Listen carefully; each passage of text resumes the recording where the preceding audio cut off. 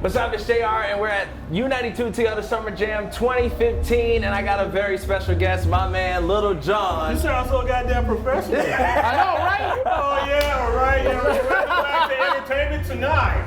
I'm trying to get there someday, you know what I mean? You got it, man. You got it. Thank you, man. I appreciate it. Lil Jon, how you doing, man? I'm good. That's good. Blessed. I woke up today. I'm happy. All right, awesome. That's simple. Did you wake up in Salt Lake today, or where'd you wake up at? I woke up in LA. Oh, okay. Okay. And then tonight you're going to Vegas. Yeah, I'm going to Vegas, and as soon as I get off the stage. That's what I hear. In fact, that's a busy. You're a busy dude. We wake up in LA. Yeah. You perform in Salt Lake. Yeah. And then you're gonna be DJing in Vegas. Where are you DJing at tonight? I'm at Surrender tonight. I think we're almost sold out already too. It's just a crazy weekend in Vegas. And that's your residency too, right? Yeah. Man, are you there every Friday? No, I'm there, every other week, sometimes 3 times a week, sometimes 2 times a week. I've been actually with the Win and Encore for 5 years. Wow. Yeah. Black man in Vegas 5 years. That's an accomplishment. That's what I'm talking about. So, let's. You got your new song, My Cutie Pie, with T-Pain, Problems. Wait, let's talk about T-Pain doing the national anthem. Man, I was tripping. He murdered it. Now, I know he can sing, but I was really impressed. Like, a lot of people don't know. Yeah. But let me tell you something. He felt extra confident. Did you notice that? He felt extra confident. I mean, he hit them notes and he was freaking it. Like, he did a good job. No, it was dope. I mean, it's a lot of entertainers that have butchered the national anthem, and T-Pain did a great job. But especially Sorry, I had to throw that in. No, you're good. But especially in his situation. In his situation, everybody always questions his natural ability. Yes. Yeah, but he can sing. Yes, sir. So let's talk about the link up with Problem, Snoop Dogg, and T-Pain on your new single, My Cutie Pie. Well, like, I had the beat just laying around for like some years. I always loved the sample, the one-way sample, and I wanted to use it. So I put the beat together, and like I said, I had it laying around, and then I hooked up with T-Pain to do some stuff, and I was like, yo, sing this hook on this joint, and he knew the original. He killed the hook, and then me and Problem had clicked up doing some stuff, and he jumped on it, and I had Snoop's verse. I had got Snoop's verse a while ago too. Gotcha. So okay. It was in the can, so I was like, you know what, 2015 summertime, let's put an old school flavored summertime anthem out. So that's what we did. That's what's up, man. So you've been in the game for what, 20 plus years? Damn, man. Right? You gotta do it like that. Why you gotta say it like that for? But I love it though. I love it though, because you constantly reinventing yourself, and it's amazing.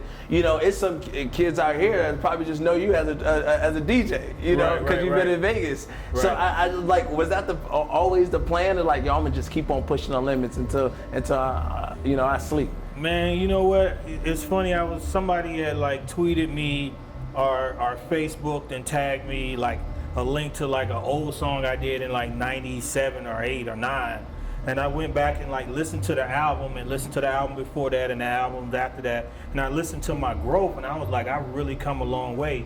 And like when I started, I just would go in and just want to make something good. And every year I would just get better at production and have a bigger record and be able to call T.I., call Jadakiss, call Fat Joe, Trick Daddy, whoever, Ice Cube, and get them on records. And I just been blessed, and I just go in, like I said, wanting to make a good product. That's why I've been able to have this longevity, and I've never put myself in the box. And I always felt like I can jump on any kind of beat, work with any kind of artist, and that's sometimes rappers, they shelter themselves. They don't get outside of the box. They stay in the comfort zone, and I always did a bunch of different things. So speaking of Ice Cube, straight out of Compton. Yeah. What do you think about that movie being #1 3 weeks in a row? I mean, it's amazing that he kicked Mission Impossib's ass 3 weeks in a row. And then Man from U92 too, another big remake. He kicked both of those movies' asses 2-3 weeks in a row. I remember me and Cube was in Atlanta. We was working on some stuff, and he told me the story out of his mouth of how he did Boys in the Hood with Easy. He told me the story before the movie. Like, how correct was the portrayal on the movie to what he told you? Exactly what he said. Oh, that's tight. That's tight. And then like, cause I asked him, I'm a big NWA fan, big Ice Cube fan. I mean, when I was in high school, my favorite artists were like Ice Cube and NWA and Too Short. And I asked you, how did that happen and how did you click up and so on and so forth. And then after he told me that story, he told me, we're working on, a movie about NWA. We're working on the NWA movie. So it was before, it was like still in the very early stages, and he told me about the movie. So for me, it was like really satisfying to see it happen and him to do a great job. That's dope. Hey, I gotta ask you something. When is your biopic? I don't know, man. I don't know. You know it's gotta happen. Who would you get to play? I was actually thinking about not doing a biopic, but like, I know I work with so many different artists and I've done so many different things. I just wanted to kind of document, go back and get somebody to do interviews with all of these different artists I worked with throughout the years, early on and now. Because it's not many artists that can go from like straight rowdy stuff to, EDM stages. So I've done a lot, even working with Pitbull and, helping the West Coast hyphy movement blow up and just doing so many different things. I kind of wanted to document it while people are alive. And they still got their memories, because I feel like I don't get a lot of credit for some of the stuff that I've done, but it's cool. Yeah, I figured you'd have to, because like for NWA and for them to spark a movie off, and they were the ones who originated gangsta rap. I figured you'd have to document yourself because you're the originator of the crunk movement. Right. So there has to be something there. Right. I mean, but it's so much more than just crunk, because I mean the way that I immersed myself into the EDM world and my voice became one of the most used voices on EDM tracks. One of the most used voices in club music in general.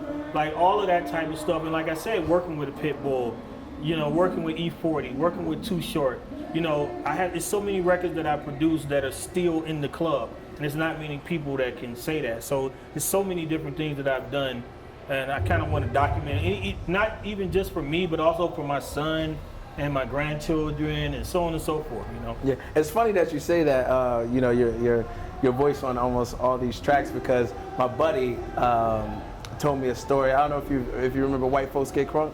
Yeah. I know the website. Yeah. So my homie's the founder of that, and he was told me a story that he sent this list, and like you had like a whole bunch of DJ names, and he was like, man, I gotta do all these names, like DJ Drop.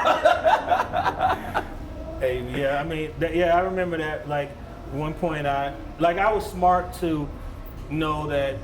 If I do my own special version of I think I did Out of Your Mind. For example. I took Out of Your Mind and I did Salt Lake City. I did Denver. I remember that one. Arkansas. I did Atlanta. And whatever, I did like 100 cities, and that made that record get played because every DJ used that as a tool. We did. I mean, it's like that marketing strategy. People don't know me for marketing like that, but I've done a bunch of different marketing things that became standard in the industry for a while. In fact, Pitbull did it right after you did the same thing while he was still underneath your label. And another question is, because I know when I started DJing back about like 12 years ago and your record started popping, and I look at myself now in comparison, then I'm a whole different person. Right. So what's the difference between Lil Jon 10 years ago to Lil Jon right now, Family Man? I was probably a lot wilder 10 years ago. I'm still rage, but I'm more responsible raging now. Gotcha. Even in Vegas?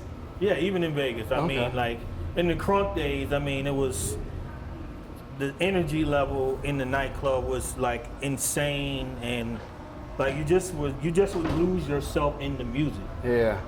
And release, but. I mean, I don't know. So what do you like better? I mean, I'm pretty sure that you probably like them both, but for different reasons. DJing or performing live? Both. Now, I don't really perform that much these days, except when I'm DJing, I will step out from behind the turntables and go to the front and perform a little bit. But definitely when crunk was in its heyday, performing was, incredible, amazing. Yeah. But I like both. I like both. Yeah, and man, I know you have so much respect for DJs, because I remember in Park City last year for Sundance, you was just chilling in the back, and then Diplo came up and he was like, showed him so much love on the stage at Park City Live. Yeah, that's family. Yeah. I mean, me and Diplo worked together before Diplo really blew all the way up. Got so, you. Like, that's the homie. I'm really proud of him too, because he always had a vision and knew what he wanted to do, and he was always doing something different from everybody else. Yeah. And it's funny because if you look at the DJ Mag top 100s and all that shit, like, he might not be at the top of the list, but what he does, he should be at the top. Yeah. Of the list. And he still brings the crowds too. Right. Yeah. I mean, he's so smart to be able to have Major Lazer, Diplo, and Jack U. Yeah. That's 3 revenue streams. Yeah. Easy. Like, you can do 3 clubs as 3 different groups and get that money. Like, how many people are smart enough to think of doing that? Yeah. And you talk about that transition because you know all the current EDM dudes, but you talked about you like different people. Who are the different hip hop artists that you're into right now?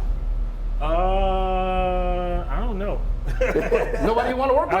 I mean, I'm down to I'm cool with working with anybody. Anybody that's creative and just likes to do something different, I'm down to work with. But there's nobody that sticks out of your head as far as who that artist is in hip hop right now? I haven't really. I mean, lately I've been just chilling at home, not listening to no music for the last couple weeks. So nobody's poking out right now, but I'm sure somebody, if I thought about it, it might like to put you on the spot right now. Yeah, Well, we have Lil Jon here, and he's performing. yeah. Performing. Realize how huge that is? He's performing. Yeah, here at this year's U92 Toyota Summer Jam. I appreciate you stopping by. Thank you. All right, we're gonna get you out of here so you can go to Vegas. Yeah, I gotta and work. turn up. You gotta work and work. Yeah. What are you, Jamaican? Work. Cool, U92.